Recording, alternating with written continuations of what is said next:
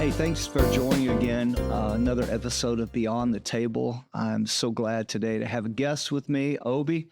Obi, take a moment and introduce yourself a little bit, man. So glad that you would take the time and just have this conversation. It's going to be fun. I'm looking forward to it, but why don't you introduce yourself this morning? Awesome. Well, first of all, just thank you so much for having me here. It truly is an honor to be here. I moved to the area last July, but the journey really started back in 1992. No, at the age of 5, my family and I, we moved from Nigeria.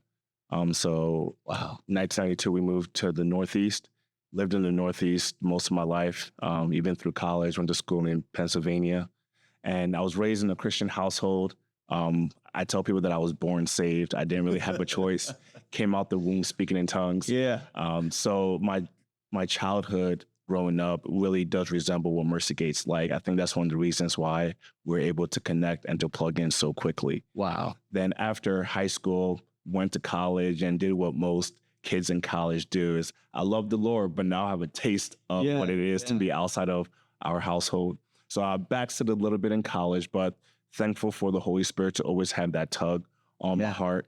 And I had an experience my senior year, my first time I ever heard the Lord audibly. I was in my college dorm room just hanging out senior year, and it was a beautiful, calm day outside, but I thought and I felt that the wind came in and the whole windows open experience, but everything else was really calm. And I heard the voice of the Lord, and the Lord said to me, you know the way that you're living is not the way that you were raised. Wow. And you know deep down that you're called for more. And this part was really hard for me to hear. I heard the Lord say, if you ever want to hear my voice this deeply again, you know what you need to do. And I mean, it scared the mess out of me. Yeah, come on. Because I had never heard the audible voice of God. I've heard it preached and all that. And I heard it in my spirit, but I never heard it like that. So that day I got right, broke up with the girl and cleaned up my life and did all that all the same day. And coming out of college, I moved to upstate New York, central New York area, got a job working there, found a great church to plug into, went through my master's program and things such as that. And I got plugged into our church. We were there for 14 years. Wow. It was just a phenomenal experience. I think anyone that's been in church life for so long, you can pinpoint that one church where you learned, you failed, you grew, you got opportunities to grow.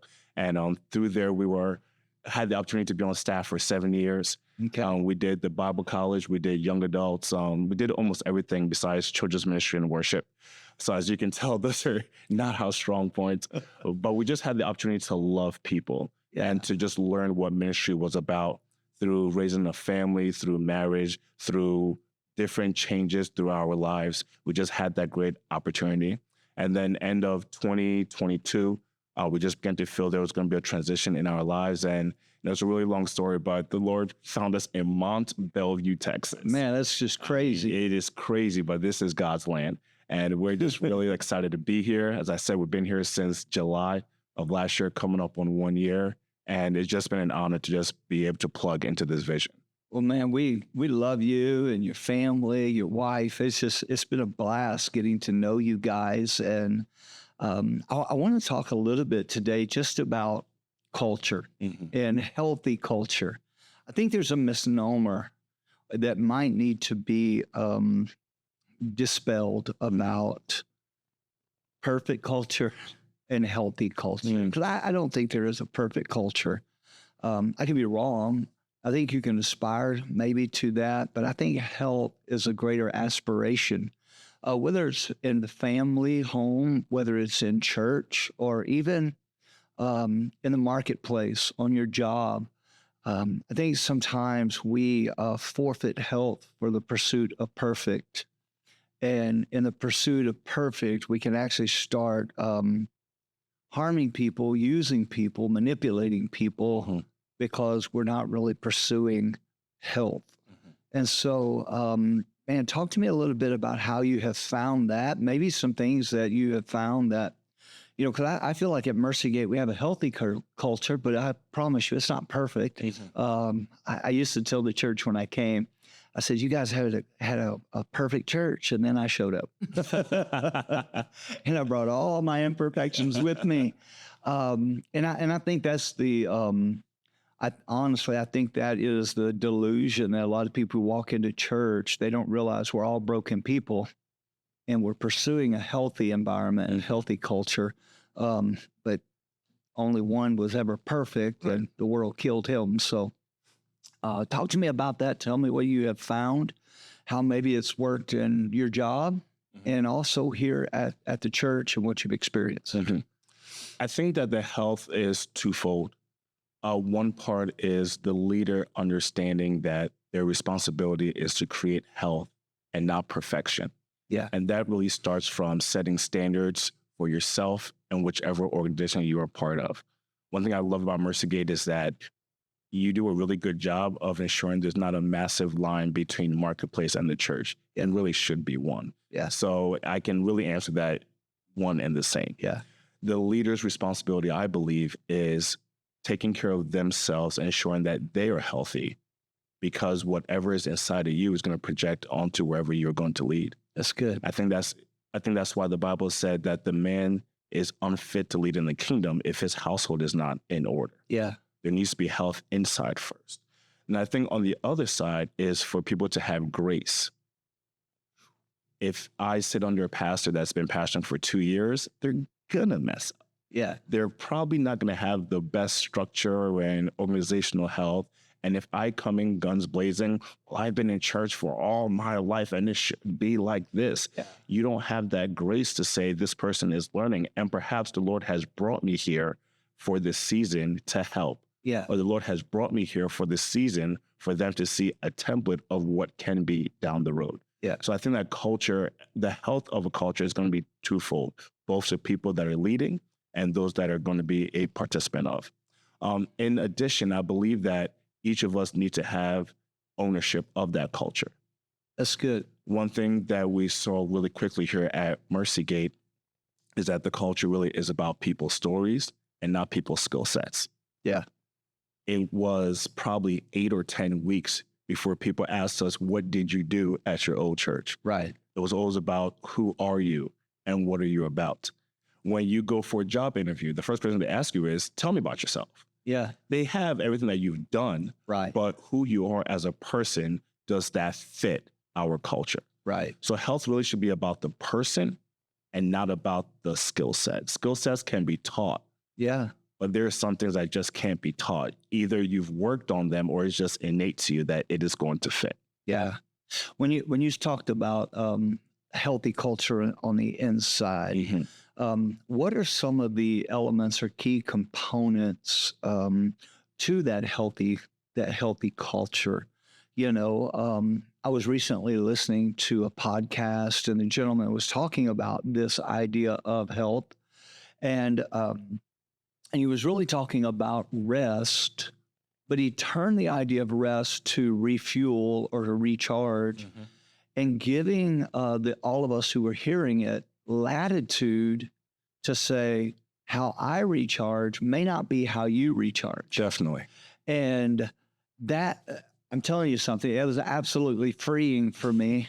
I wanted to stand up and just, run around in my car if it would have been space listening to it, because I think we want to just blanket swoop over and say, you have to recharge the way I recharge, or you're actually not recharging, especially in family and marriage. Because, Jonna, she refuels and recharges completely different than me. Her idea of a great Saturday is sitting around and doing zero. I will go crazy, But what are some components that would identify that, I'm developing a personal, internal, healthy culture? I think the first one piggybacks off of what you said, which is self-awareness. You need to be aware of how it works for you and not compared to somebody else. Correct. For me, Saturday, I'll sit on the couch and hang out and binge watch my favorite Netflix show. Yeah. And I'll be half scrolling here. Yeah. And I'm good to go. My wife is in the car waiting to go shop somewhere. Yeah. For stuff we don't need. but it's going to make her happy. Yeah. And she can't impose and say, well, you're not refueling the right way. And I can't say, well, you're not resting. That's her rest. Yeah. So I think the first one is self-awareness. The second one, I believe we need accountability in rest. Oh, I that's think good. we oftentimes have accountability in work, but do I have people in my life that say, hey, Obi, you need to slow down? Right. And I'm guilty of that. I have a really hard time slowing down. Yeah. And I was taught that you've got to find people that can say, number one, are you really working as best as you can? But number two, are you resting? Yeah. Because your lack of rest is going to negatively impact the sphere of influence God has put you in. So I have people in my life, and part of my expectation of them is to let me know when I need to slow down. Yeah. Mainly my wife. It's like, hey, babe, we need a vacation. Yeah. Or, hey, we need a date. Yeah. Or, hey, let's go for a walk with the kids. We need to just relax. So number one is that self-awareness. Number two is accountability. And then number three is identifying if there's a change in your season and maybe the way that you rest needs to change. I'm just going to pick on Trey for a second. The way that he's resting now is that honeymoon season. Yeah. He's loving it. Yeah. Down the road, when he has kids, he may not have the privilege to go to Iceland for half a month. But in that new season, it will look different. So and we can't compare that to this season right now. You know, I think that's so good because, you know, you just two things I just want to kind of lean into a little bit that you talked about was self-awareness. And self-awareness, we all have blind spot, deaf spots, dumb spots, things that we're blind to, things that we don't hear, and things we're just absolutely ignorant of. And so you got to bring the right people into your life that can speak to those arenas and areas of your life. Because self-awareness can only take you so far by yourself. You have to have other people. The other thing that I lean into that you were saying is I realized that there were things and there was drive and there was desires I probably had in my 30s and 40s that, you know, next week I'm going to be 57. That I don't care about it. There's arguments I used to just go to the mat on that now it's not it really wasn't, you know. I tell people all the time, when I was in my 20s, I had so many things I was just 100% sure of. You know, now that I'm in my 50s, I have about 12 things that I'm real sure of, and about 3 of them I'm starting to question myself. And so I think that's part of developing that internal healthy culture is evaluating where you are in the stage of life and in the stage of growth. I think we don't give ourselves enough credit. We don't give ourselves enough grace because we compare ourselves either to our former selves or to others instead of giving ourselves the grace to say, okay, this is where God has me now. And am I the healthiest I can be right now? Right. I think that self-awareness starts with acknowledging that this is who I am. Yeah. And that's broken up into a few components. Number one is partly who God made me. Yeah, that's not changing. And it's perfect. Yeah. Number two, who I am based off of my decisions and my soul and my personal choices and my free will. Yeah. And then who I've developed into based off of my circumstance and my environment and things that have happened in my life. All of that is who I am. And I need to be aware of that. Yeah. Number two is I can't compare that to you. I cannot. Yeah. And if I focus on comparing, I stop focusing on those three main components. One of my favorite scriptures is in Corinthians, and it says, no man according to the flesh. And so when it says no man, that's also sometimes yourself. And because, and I think it says in the Old Testament, man looks on the outward, but God looks on the heart. Right. And self-awareness is not an observance of the outward. It's taking into the heart of evaluation how all these things have shaped me, made me, and allowed me to arrive at the point that I'm at. Right. And the next phase of that self-awareness is understanding what season you're in. Yeah. Because I can analyze myself as a college graduate that's working and trying to build. Then there's going to be a season of when I am married. And that's a completely different shift of, oh, every flaw that I have, my spouse is pointing that out. Then there's the next season is I have children. I see those flaws in them, or I see those great things in them. Yeah. Then that next season of my children are starting their own family. And I've moved from a parent with authority to a parent that's going to advise and love and guide them in that next season. And who you are, you need to evaluate that differently in each season. And if you fail to do that, you're going to hold yourself to a standard in one season that was inappropriate and should have been in a previous season. Yeah, I think, especially in church world, man, I'll pick on the arena of prayer a little bit. Mm-hmm. You know, that great book that was written, Could You Not Tarry 1 Hour? And so somehow we made it a law that you have to pray an hour. You know, someone had a great book, a great support, great tools and resources. We turned it into a legalistic law because that's what church loves to do. And which when I was, in college and coming out of college, could you not pray an hour? Oh, absolutely. But when my boys were being born and I got married, Jonna wasn't having that. She's like, you can go pray an hour when you get to work, but right now I need a diaper to be changed. Yes. And get beyond that guilt. And I find it to be a religious guilt sometimes of, you know what, right now, the healthy thing for my family is to get off my knees and out of my prayer closet and go change a diaper. Right. Because that's going to help my kids, and that's going to help and support my wife. And then I can carve out whatever time I can carve out in that season of prayer. Well, now I'm at the place where it's just Jonna and I again, and I can hear the echoes. Can you not tarry 1 hour? I'm like, actually, I can. I can now. You know, I'm in a new season of life. I think a lot of young moms, especially moms that really, really love the Lord, fight with that guilt. Yes. And it's because of a lack of self-awareness. Yes. Of the season of life they're in, and the religion.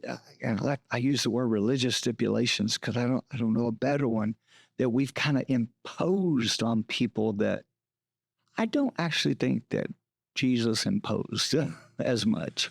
My wife personally struggled with that, and it's probably been maybe 6 months since she's felt free from that. Yeah.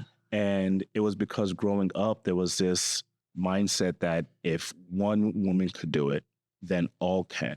And that broke down self-awareness, where depending on what church you're at, there's usually a certain culture. Sure. At Mercy Gate, we have a lot of oil and gas working families. Yeah. Their dynamic is different from other people that may not be working in that. If I compare myself, that's going to be a problem. Yeah. No, so for my wife specifically, she struggled a lot.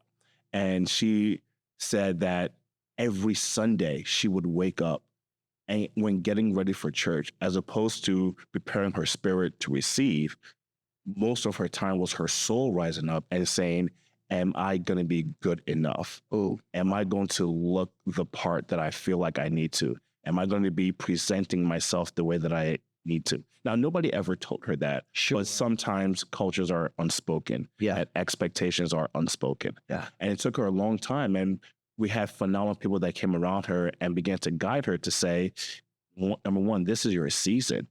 If you are breastfeeding in the nursery room, that doesn't mean that you're not doing ministry. Yeah. We don't need you at the altar laying hands while you're trying to feed your child. Yeah. You know, your ministry in that season, in that moment, for your child. And I think another challenge that sometimes the church world might bring is not helping people understand that we live life in seasons and not in lifetimes. Yeah. So there will be a call in your life. A prophet will come in and lay hands on you and give you a word that you're called to do this. But then you find yourself that you're in a season of working a secular job. Sure. Or you're in a season of repairing your marriage. Or you're in a season of health and you need to ensure that you're prayed up and doing what you need to do to take care of yourself. Yeah. That guilt comes in of saying, well, I was called to do this, so why am I not doing that? Well, because you may not be in that season yet. Yeah. We are preparing for it. Could you imagine if Moses, while in Pharaoh's palace, just said, you know what, I'm going to skip the next 80 years and just go try to free all of these people. Well, and in essence, that's what Moses did by killing the Egyptian and burying him in the sand. Instead of Moses feeling the call on his life of God to lead people. See, I think the call of God, man, this goes into something completely different, but I think the call of God actually leads you to a season of preparation before assignment. That's true. We look at the call of God and immediately want to skip preparation, go straight to assignment. And that makes us like Moses, killing Egyptians everywhere, burying bodies in the sand, hurting people instead of helping people, driving people instead of leading people. And it took, like you said, it took 40 years on the backside of the wilderness of preparation before he could step into his assignment. But his call never changed. Never changed. And it was taken away from the spotlight, which I think today's society struggles with. Yes. When I look at the life of Moses and David and Jesus, we have 18 unrecorded years of his life. We know he was doing something, but what was it? What he was preparing. And perhaps it's not for you and I to know all of those details. And maybe that's to show you and I that there's a season of preparation where the spotlight is not on you. There's a season where you don't have a microphone in your hand. You don't have a podcast that you're doing. Nobody sees or knows you. It's just you and the Lord. And seeds do go through a season where they are buried out of the light. But our society today, I think sometimes is so hard because we're on social media and everybody's posting and, well, this is my journey. Well, part of the journey needs to be silent. It needs to be on the backside of a desert. As Christ, it needs to go not recorded at all. You may need to go be buried like Peter, who denied Christ, and then he's really buried until Acts. You know? So 100%. It's really challenging in a culture where everything is instant, everything is recorded, and there's just expectation that if somebody else doesn't see it, then it's not valuable. Wow. Yeah, that's so good. That's a whole lesson unto itself and a whole podcast unto itself because of that. We want instant feedback, but we want that from the Lord. And I don't. My relationship with God is that I don't always get that instant feedback. Sometimes it's taken a time. It's taken a while, and I think it's just for me going back to that healthy culture. It becomes liberating when I can recognize that, when I can know that, and so. And for me, that's been huge. Let me ask this. How do you feel like the church can help or do better maybe to support you, your family, and even that healthy culture? And I'm saying you in a really a broader spectrum, but really that comes alongside and supports and helps. I think the biggest thing is really helping to communicate what the actual expectations are. I think that when people are not communicated what the expectations are, they begin to fill those gaps in by themselves by either going to social media or relying on a former experience that may not have been as healthy.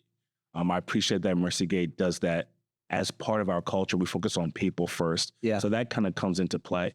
But I think of the working family where two spouses are working, kids are in school, we got sports, all of these things.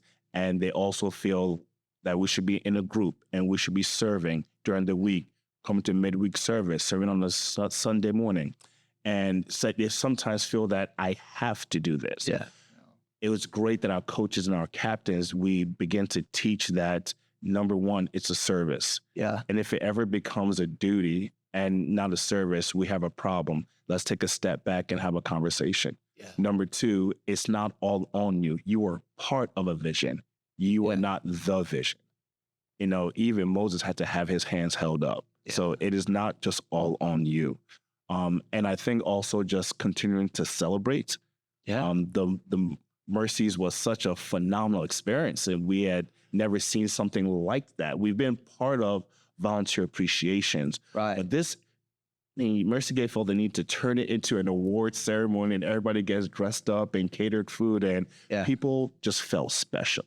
Even the ones that hate the spotlight, when they went home that night, they said, my church loves me.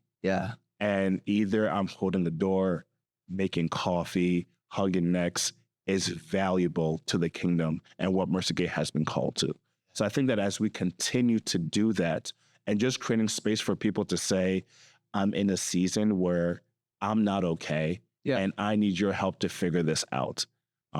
Mercy Gate does a great job also of ensuring that people don't feel guilty when they need to take a step back. I've heard where times people were told, I want you to rest because your rest now is going to help us in the future. And then it's our responsibility as leaders to make sure that we have a team big enough that will allow people to rest. But there's just a lot of healthy factors that I believe Mercy Gate is doing. And as we grow, we're going to have to continue to do that on a larger scale. You know, it's funny. I was having a conversation this week with somebody about that. And they're very active. They're too active. And I was telling them, I said, you need to just pick two things and just do those. And they played the God card, which drives me nuts as a pastor, just be real honest with you. And they said, well, Pastor, I feel like God has said. Okay, well, I'm now out of the equation. Right. You know, God's not using me to pastor you to a healthy place. You just laid down the God card and I'm out. Can't do anything about it. You're going to keep your 5 ministries. And so I told them, I said, okay, if God told you this, when you burn out 6 months from now, don't come and blame me, because right now you're not allowing me to pastor you from the vantage point of all these years of experience I've had of watching others and doing these same mistakes myself. I would really like to help you that maybe you ought to go back to say, God, which two are priority, or three that are priority, and these other 2 or 3 don't do. I remember the first time I ever went to our prayer team and said, okay, for the next 2 months, I'm shutting down all prayer gatherings. They looked at me like I backslid and was away from God. Wow. I said, I want you to go on dates with your spouse. I want you to hang out with friends. I don't want the prayer team gathering together. And man, they look at me like, Pastor does not love Jesus. Yeah, but the reality is all of it can turn into a duty. You know, if I feel like I have to go on a date with Jana, that's off. Where's the love at? Where's the grace at? Where's the joy? Where's the, you know, and so, man, we work really hard at that. But even as a coach and a captain, people have to allow us to pastor them. Right. I think of Moses when he invited his father-in-law to come and see all the stuff that he was doing. Yeah. Hey, I was doing this and all these people need me. Yeah. The first issue is to think that you're the only one. Yeah. Then his father-in-law did something great and he just said, bro, you're doing too much. Yeah. You need to figure out what is your main thing and then begin to delegate. Yeah. There are people that are equipped in your circle that could be over 150 and 20 and so forth. Yeah. And you focus on what you need to. And you have taught that you have a finite list of things that are your focus and nobody else should be doing except for you. Yeah. You have an infinite list of what you can do, what you're skilled to do and what you like to do, but you have a finite list of what you should be doing. Right. And once we begin to understand that I can do all things, yeah, but the Lord has a finite list for me.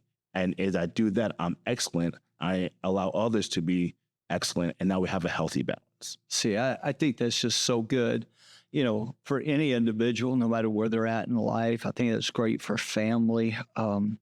Definitely great for those who want to be leaders to recognize what is it that I have to be doing? What is it that I don't? I think the hardest thing to do is to fight for simplicity. You know, I was having a conversation with Keith the other day, and I said,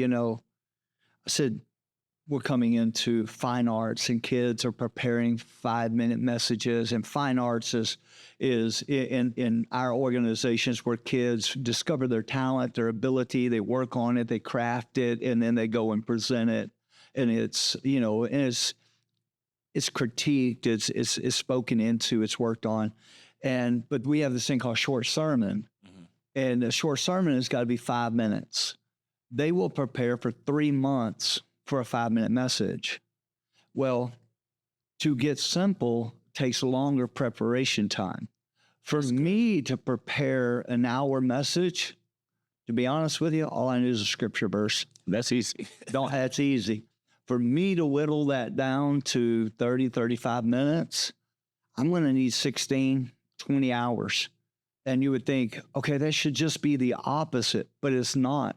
To simplify takes a ton of work on the front end. And so really to decide, to discern and to understand what are my finite responsibilities, that's going to take a while. That takes thinking time to set aside and say, you know what, I got to think through this, because in doing it, I've also got to maintain that healthy value system and that healthy culture that I'm trying to create. And that'll also depend on your season. Yeah. What your finite responsibilities in years 0 to 5 of ministry or building a church is very different from years 20 to 25. Yeah. You're in an apostolic season right now of planting churches and raising up campus pastors and building and business and all that. But I'm sure in year 0, you were the janitor, you were the secretary, you were the worship leader, you were the preacher, and you cooked afterwards for everybody. Yes. It's a different season. Yeah. And your responsibilities are going to change. But if you're not in tune with, if you're not self-aware, you're going to carry this into this season. Yeah. And the Lord will have 1,000 people in your spirit, but you're still working as 100. Yeah. And now you become the lid. Yeah. That's so good. So good. Well, man, thanks for joining me today. I want to do this again because I think there's a lot more that we could unpack and share. And I just enjoy the conversation anytime I get a chance to sit down, visit, and talk and pick your brain and just hear you speak. I eavesdrop more than you would probably know. And just because I love to hear some of your thoughts and your approaches, because I do think they come from a healthy but also experienced place. And so that's been huge. And so I hope you've enjoyed this episode of Beyond the Table. Take some of the principles, the concepts, and begin to share them with others. And if this has helped you, do me a favor, hit like, hit subscribe, share it with some friends, and we'll look forward to seeing you again when another episode drops of Beyond the Table.